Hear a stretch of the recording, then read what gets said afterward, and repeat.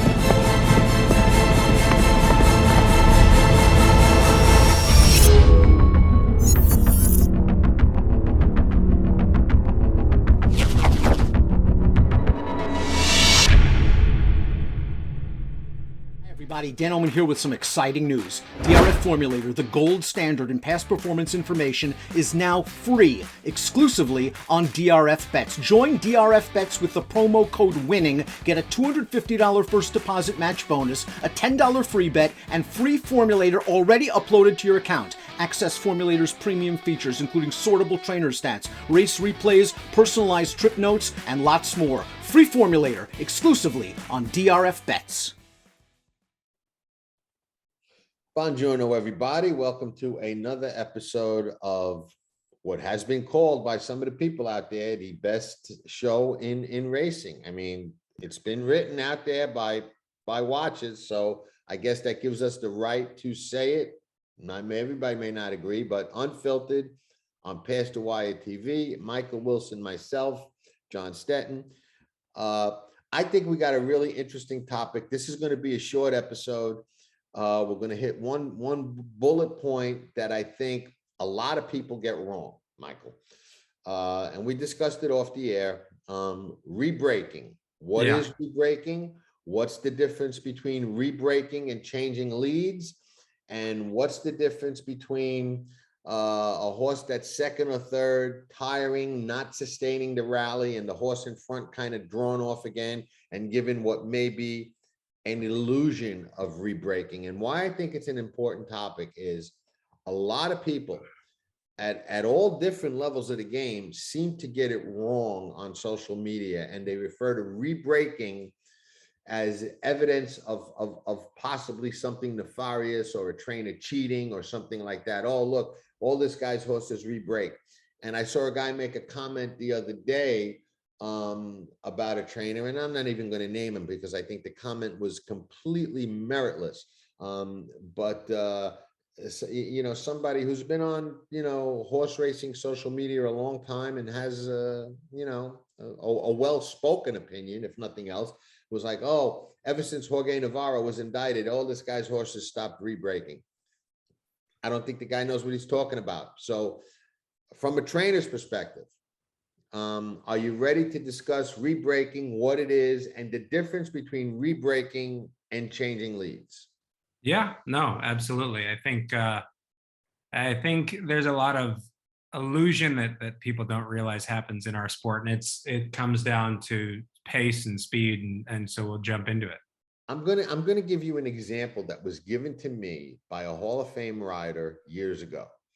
and I'll tell you who it is afterwards, but I'm first going to give you what they explained to me in reference to changing leads when they were trying to explain to me how important this was. And I'm going back many years when I was just a kid and a sponge, sponging as much information as I could. And what they told me was, picture this, okay? You're in the airport, okay? And you're running to make your flight. And it's going to be close, like those old O.J. Simpson Hertz commercials where he's running and jumping over stuff. You're running to make your flight, and you got a real heavy suitcase in your right hand, okay? And you're running, and you're getting close to the gate, but it's getting late, and it's going to be close. You might not make it, and you're weakening. You're tiring because of that heavy suitcase you're dragging in your right hand, okay? And you kind of slow for a minute and switch that heavy suitcase to your left hand and take off again and get another surge of energy. And all of a sudden you're running faster than you were when you were running with that suitcase in your right hand. And he goes, that's what happens to a horse when they change leads in the stretch, and you see them all of a sudden have another set of energy. And good trainers and good exercise riders can contribute to a horse changing leads on cue. And if you have a big barn with a lot of horses where you can train in sets, you can really perfect and hone that lead change on cue if you've got the right staff of exercise riders. And it gives that, quote, illusion of horses re-braking, which is why some of the bigger, going forward to today, the bigger powerhouse bonds, or super training bonds, as they like to call them, which I don't, but some people do, have a tendency to give that appearance. Oh, look, this guy's horses are re-braking because they're changing leads and they're getting that second wind, so to speak. So pick up on there. And if you want to know who told me that, I'll tell you, but if not, that's okay. It's not important. Is that accurate, related to today? And, pick up from the trainer's perspective. No, I think it's 100% accurate. I think the biggest thing when you're training horses is they do get tired on certain leads. And so you're trying to help them in the morning understand when to change leads so they always continue their momentum forward in a race. You don't want a horse to switch leads late and potentially lose a couple steps on a horse that could be pulling away from them. So lead changing is something that us as trainers, and specifically myself and everybody I worked for, was very, very much something we were sticklers about. I remember getting on riders, and some of my Hall of Fame bosses getting on riders when the horse switched leads 5 strides late. You want them to switch at the quarter pole. You want them to switch at the half mile pole. You want them to switch going into the turn. You want them to switch coming out of the turn right at the top of the lane. And a lot of that is hugely important so they don't do what John said, which is you're tiring because you're on your wrong lead, and then you switched, but then you lost a couple, fifths of a second, which, in our sport is a length, because you were slow to change leads. Now, horses change leads or don't change leads for different reasons. Most horses that are 100% sound change leads perfectly. You never have an issue. They've been taught since they were a yearling and prepped as a 2-year-old. When I mean yearling, we start breaking these horses in November. And so teaching them to switch leads is something they learn then. And then as they get into their 2-year prep work, they learn how to change these leads on these farms. And then we further push them to understand it once they get to the racetrack. It's much more important in the US than in England. You see, since they're running on different turns or straights, you don't see this lead switch in European racing as big on you're not teaching them at the same part of every single race where to change leads. They'll change leads when they're tired themselves. And it's a natural thing for a horse to do. When they're tired, they're going to change leads. So in American racing, lead changes are huge because it changes a horse's momentum. Interesting. Now, re-braking, okay? Is there a difference between re-braking and changing leads, or is this re-braking thing a complete myth that somehow people made up in relation to cheating or juicing or nefarious actions on the racetrack? Well, what exactly is re-braking? What is the difference between re-braking and changing leads, and why do so many people seem to get it wrong on social media? So a lot of it, so there is a difference, and you sometimes can see a horse that quote unquote re-breaks, but usually, as John alluded to, the individuals who are making these horses re-break eventually get found for something. Whether it's a jock with a, it still happens nowadays where they might have a device in their hands to help the horse re-break, but it's not as common as what most people think. A lot of it comes down to understanding and being able, and it really, for somebody who doesn't watch horses train every single day, and somebody who might not watch a ton of racing as much as John or myself or somebody on the inside, the change of pace can look like a horse re-breaks. Now, what a lot of people don't realize is a lot of times, especially in our dirt racing, in turf racing, you see it, horses can maintain their pace much easier, and they'll kick on. Dirt horses tend to tire. So we're going to get into the meat of this as we talk about the Belmont Stakes in our next show, about properly conditioning a horse to run a route, or properly conditioning a horse, period. And so most of the field in these races back up, which makes the horse who inherits the lead and pulls clear look like he re-broke and found a whole new stride, and he's gone, he's off the screen. What the other piece is with these horses that might not be clear to the eye is when you're tiring and you're running against another horse with a full head of steam, not only is that horse going to continue his pace, but the other horse might quit a little bit. And so it doesn't happen as much at the higher levels, but you need to liken it to yourself, who might run once a week, going and running against a buddy who competes in marathons. When you get tired and he says, okay, I'm going to pick up the pace, and you try and pick up the pace and you're struggling, eventually you get discouraged and you kind of say, you know what, forget it. And you slow your pace down and you let him draw off. It's very similar. He didn't get any faster. He just kept going at the pace that he was going, and you kind of stopped.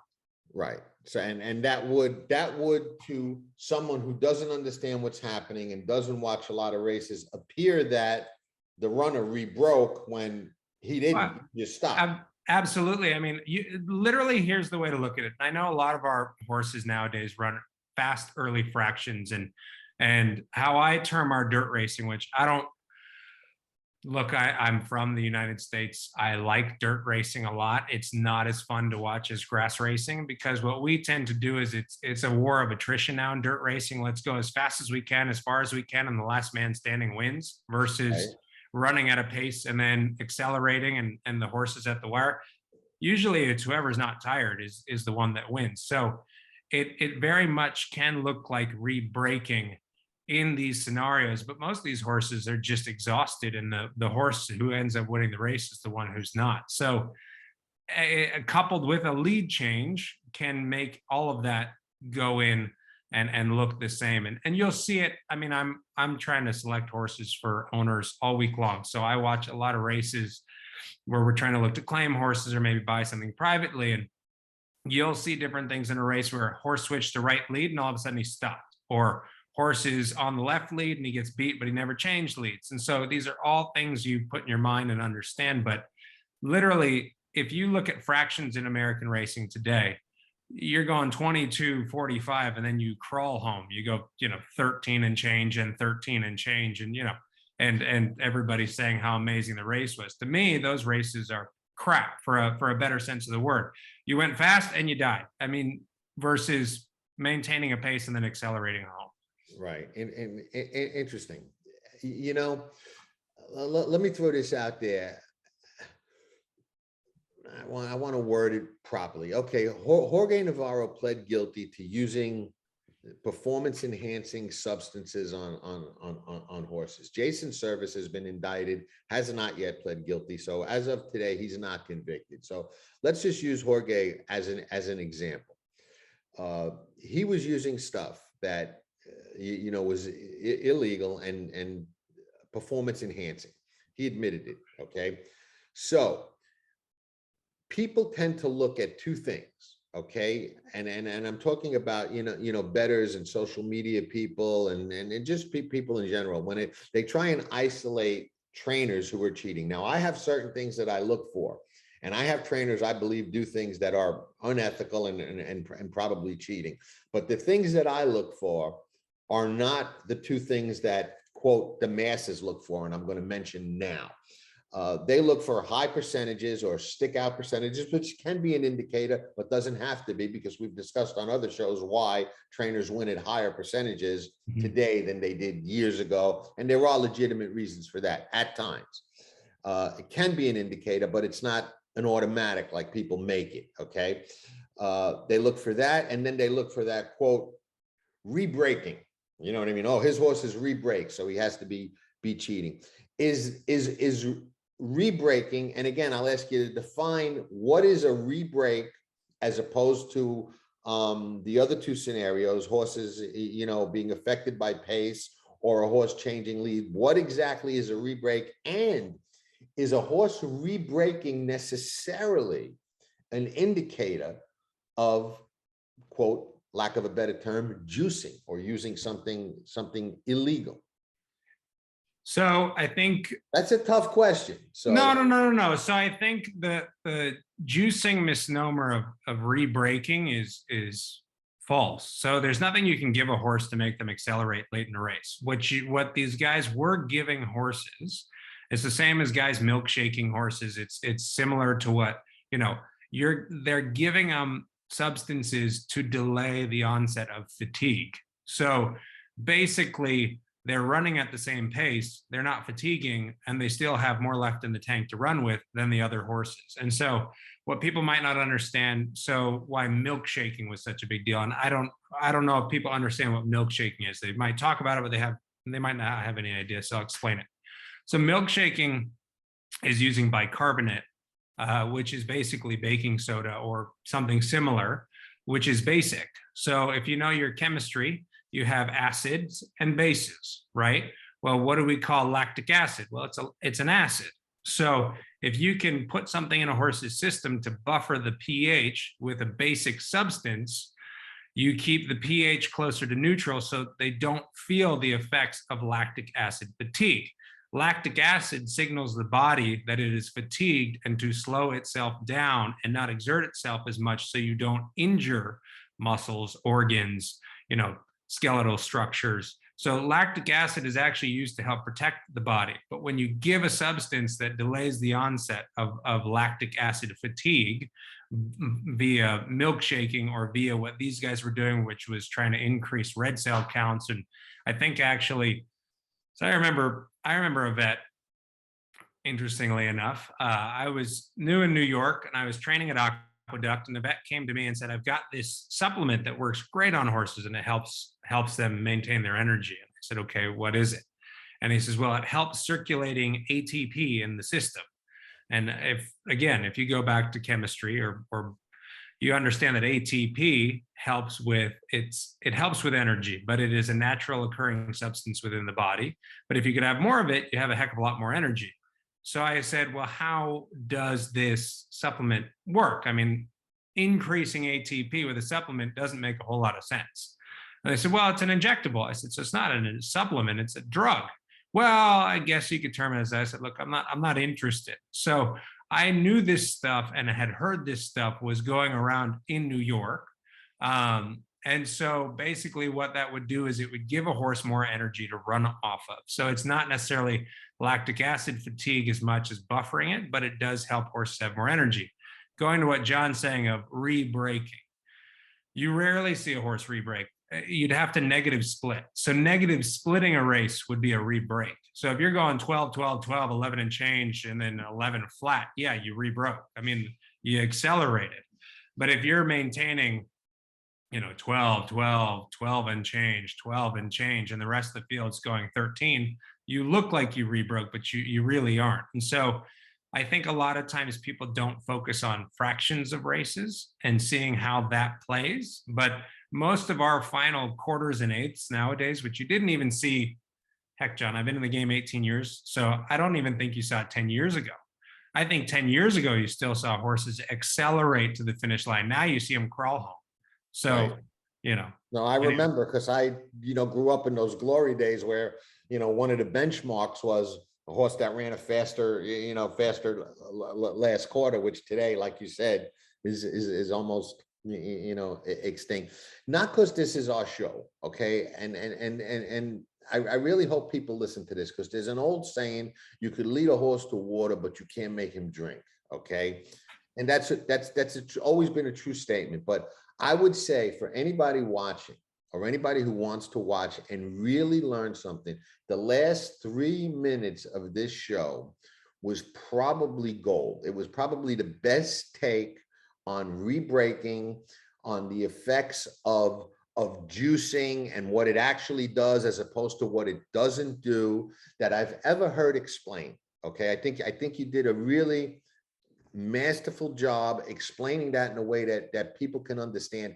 And I think a lot of people have a hard time understanding it, because you got that juicing word in your head, and the nefarious thought. And a lot of people, well, maybe let me again word this correctly. I think if you have any athletic training, which I know that you do, and me, I'm 60 years old, and then it. I can go out, run 20 miles right now, and then do 10 3-minute rounds right afterwards, and still be standing. And I'm getting old. But if you don't have any athletic training, if you've never played sports growing up, it's hard to understand, I think, for someone who hasn't been athletic, what you just explained. I think it clicks much easier if you're in some way, anyway, athletically competitive. You know what I mean? Because then you know what happens with fatigue. And boxing is to me a perfect example. You ever watch a fight and you see a fighter that he's losing the decision, and it's the last couple of rounds, and he's not throwing punches, and you're like, you had it, man, just throw some punches and you can pull this out. And he's not throwing. He knows the same thing that but when you get to a certain point, the conditioning overrides the mind. No matter what your mind is telling you, Right. I'm there, and my mind is saying, I gotta throw. I can't do it. You know what I mean? I want to do it. I know I need to do it. I can't do it. As powerful as the mind is, it cannot overcome the lack of conditioning, or that lactic acid exhaustion sitting in. No matter how much heart you have, no matter how much will you have, you'll stay standing, you know what I mean? But you can't throw those arms, those last rounds, unless you're fit and trained to do it, which is why boxers, when you watch them train, they do things you say, well, it makes no sense to jump rope for an hour. That's going to help you in the ring. You know what I mean? Yeah. That's how it helps you, so I think it's hard for people who don't train in some way to really understand it. And I think you nailed it. And I hope people pay attention, because nobody on this show is saying that people are not doing stuff that they should be doing in this game. Okay, that they shouldn't be doing. We know it happens. We know it happens more. We believe, at least I believe, I won't speak for Michael, it happens more than we think it does, more than it should. Even once is more than it should. But people use things to gain a unfair, illegal, unethical edge, not in the horse's best interest. But it's also important to understand what it does, how to recognize it, how to isolate it. And ultimately, that's going to lead to organizations, hopefully like HISA and outside law enforcement, to be able to properly identify the true telltale signs, as opposed to the slinging everything against the wall and hoping it sticks, talking about, oh, his horse is re-break, so he must be, cheating, or he wins at 30%, so obviously he's cheating. You know what I mean? Yeah. Hey, if you gave me $1 million today and told me, doesn't matter if we make or lose money, and I don't even know how to train a horse, but if I start claiming horses tomorrow, claiming active horses for 50 and running them back for 12.5 or 16.5, I'm going to win 25-30%, and I don't know how to train a horse. Yeah, I wouldn't even know when to work them or when to pony them around the shed row. You know what I mean? And that's a thing so I want to touch on two things, because somebody might throw something else out after listening to this show and saying, oh, well, they didn't talk about blood doping. Okay. So I could tell you, if you are a individual who wants to try and blood dope your racehorse, you're an idiot. So horses, which again comes down to understanding anatomy and biology of horses. Horses are the one athlete, one of the few mammals on the planet that can blood dope themselves. So they actually have something called a contractile spleen, which holds excess red cells in it. When a horse has a fight or flight instinct, that spleen contracts, which increases the red cell count in the horse's system and increases their oxygen carrying capacity exponentially. And so when you see some horses, heart attacks and other issues, a lot of times it's because guys are trying to increase red cell count and they don't know any different. So if you think of it, the blood has a certain viscous volume that it needs to have to be able to pump and pump efficiently throughout the body. When you increase that red cell count, it's like sucking a milkshake through a straw. It cannot work properly.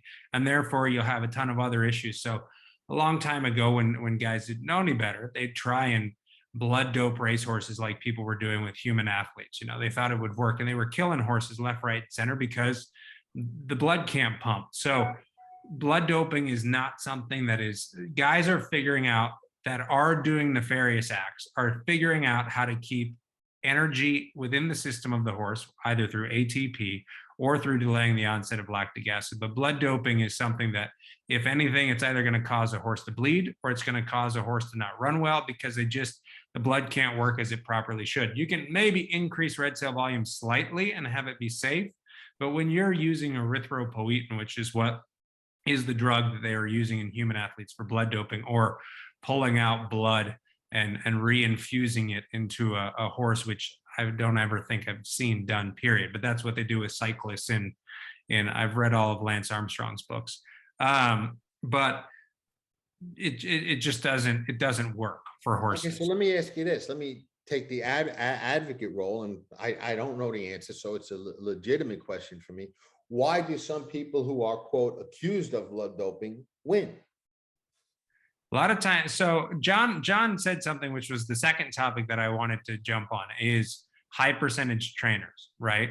So there is right now, if you look at it, you see a lot of guys, and it's easy. And I probably should have done it more when I was a trainer. Now seeing the writing on the wall that people just see how much you win. They have no idea how you win, what you win, and what you did with your horses. They just see you win, claiming them for 50 and dropping them. So most of these high percentage trainers, which is why you can see, and I think Brad Cox is a great trainer. Like, I'm not knocking Brad, but Brad runs horses aggressively. So you can claim off a guy like Brad Cox and improve those horses, because if he's running them for 35, he's running them for 35 because that's where he needs them at that point in time to win. Not saying that horse can't win the 50.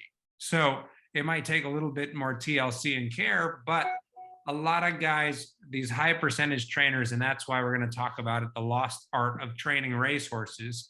It's very simple to claim a horse, keep it fit, and drop it and win. And everybody then starts accusing guys. When you do see, and this is what the telltale sign was of Navarro and Service. Service was as average or below average a trainer you could find in horse racing. Okay. Service was a guy who I looked at his barn and said, gosh, I'd love to claim horse off this guy. And all of a sudden he jumps from a mid percentage trainer to 33%. So that's a big, big sign. Okay. Guys where that people are saying, well, Brad Cox cheats. No, Brad Cox has been winning at 20-something% his entire career. He just changed how he ran his horses. When you have horses where you can place them wherever you need to place them, because you're not afraid of losing a horse that you then have to put back into a stall, because you have to maintain your numbers because of payroll and staff and everything else. So me, when I was training, I didn't always have another horse to take up a stall. So I had to run horses in situations where, yes, we wanted to win, but if we hit the board, that was okay because we couldn't afford to lose them. So a lot of times when you see some of these guys who are successful and they make a percentage jump, it's because now it's, you know what, if I run them for 35, that's fine. I can go claim another one tomorrow and put another horse in his stall. so they can be more aggressive with these horses. So seeing a massive percentage jump, like 15% to 33, or how it was like 18 to 33 for service, I don't remember. And then where you consistently see with Navarro, and you can claim horses and win stakes races. Okay, it happens. It is done.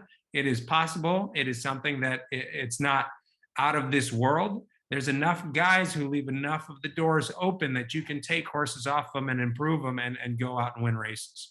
But when you're doing what Navarro is doing, where you're claiming horses for 10 and go win grade ones consistently, that's the other sign. Those massive improvements, right? And I remember somebody when I started getting back into racing, because for people who don't know, I took time out of the game. Okay. I was kind of upset with the sport, didn't like where it was headed, didn't want to support it, and I left. And that's why I left training my first time, amongst some other things. So when I got back in, I knew Brad. Brad Cox was training around the same time that I was. He started before me, and I started watching what he was doing and seeing how he was improving horses. And I knew Brad was a very sharp claiming trainer. Now, to be a sharp claiming trainer, you have to know how to take a horse and improve it. That's your job as a claiming trainer, okay? Well, then Brad, then you give a guy a partially loaded gun. Well, if you give him a partially loaded gun, well, he'll know how to load the gun because he's been doing it with water pistols before. Okay. So when you know how to train a horse that has to break its maiden for 10, but can't catch its shadow, when you give it halfway something decent that can run, it's a done deal. So people say, well, She Dares the Devil, or these other horses. He keeps getting these horses and they win grade ones. It might be better to look at the other trainer and saying, well, how the hell could you not win with that horse? And so the other thing that a lot of people don't realize in our sport is the caliber of horses certain trainers receive and how they underperform with those horses.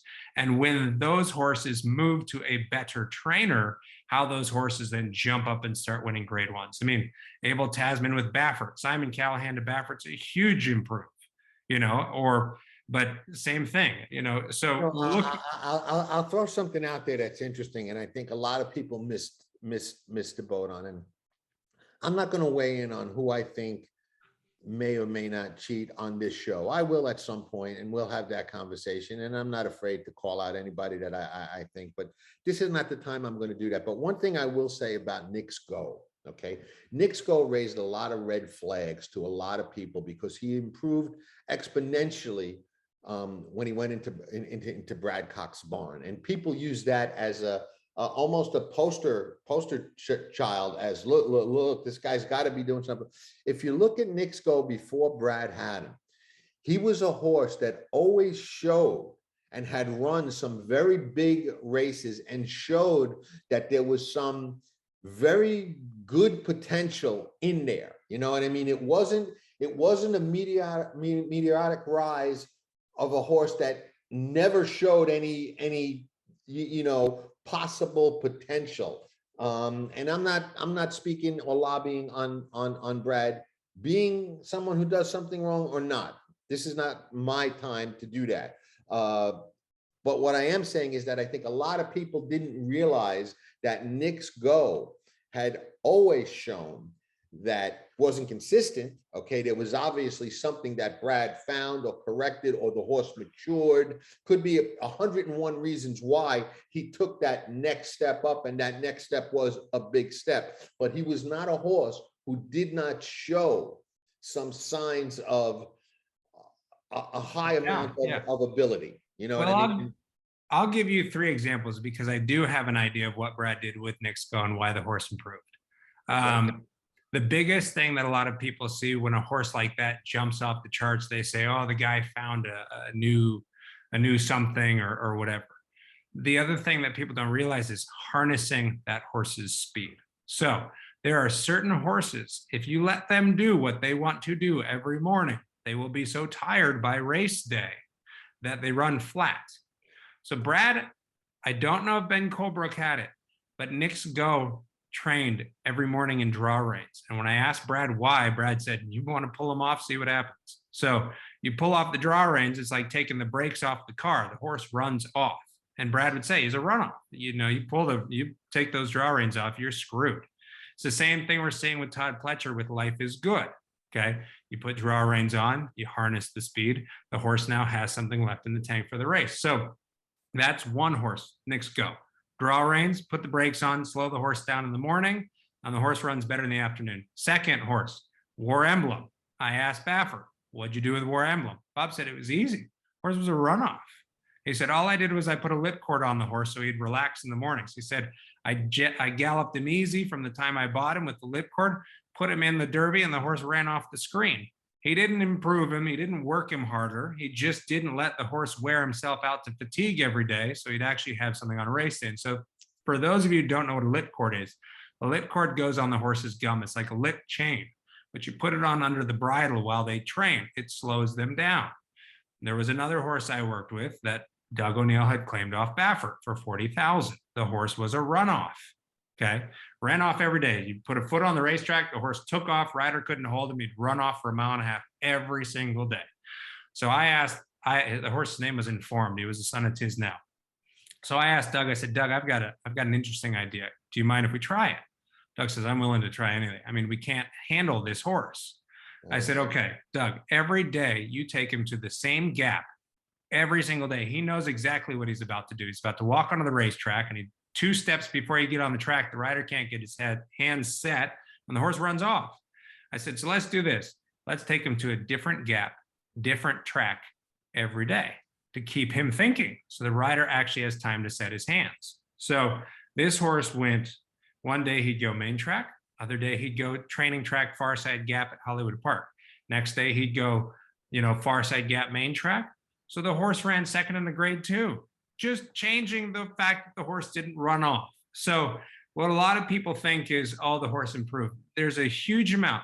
The racing side of our game is the easiest part. The hardest part is to actually train these horses to go perform in the afternoon. I'm gonna throw a tidbit into something that you mentioned that has to do with Nick's Go, because it's interesting, and I just happen to be in, quote, the right place at the right time to hear something that ties into exactly what you said. I think it was prior to the Breeders' Cup last year, or the year before. I don't remember which, but I happened to be at dinner with people that were connected to Brad Cox. And Nick's Go. It was not him, okay? And we were talking about the Breeders' Cup in the next day or two, and I made the silly comment, well, maybe the best way to beat him is to just get the lead off of him, because he already lost a race or two where he didn't get the lead. And somebody who was very close to the training of Nick's Go, not really important who it was, said nobody's ever going to get the lead off him, in the Breeders' Cup this year. And I said, how do you know that? Why is that? He said, because Brad finally figured out how to slow him down in the morning. And he's so slowed down in the morning that come race day, there ain't going to be no way they're going to be able to slow him down off the lead. He's going to let him run, and that's what he wants to do. And that kind of ties into what you were saying, because runoff, whatever, this person knew that Brad figured out whatever it was to slow him down in the morning. And that was going to make him run all that much better in the afternoon, and he did win. So yeah, I mean, there's a fine line with every athlete. I was very good at training my racehorses. I'm piss poor at training myself. I tend to do far too much.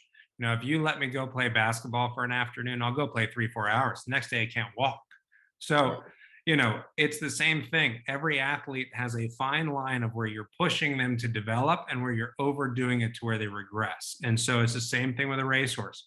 Once you figure out if a horse that has consistently done too much in training, that you've now figured out how to balance that line, they perform much better in the afternoon.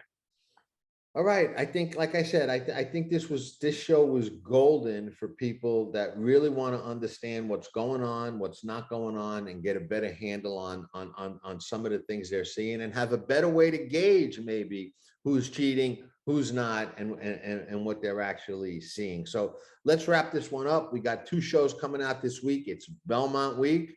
We'll cover a lot more on our discussion of the Belmont. But this, I think, like I said, I think this was gold, and I think you handled it really, really well. And I'm glad that I was a part of, at least a small part of it, because I think this was a really good show that's going to help a lot of people.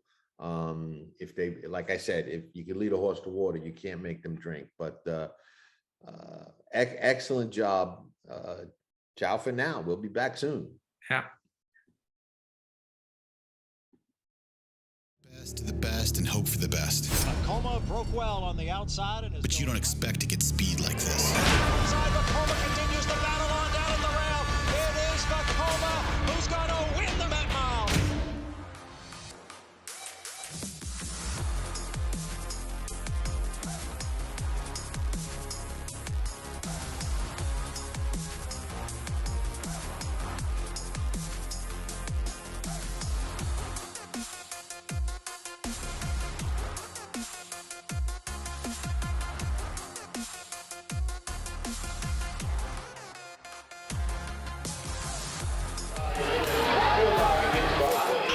Nobody does it better.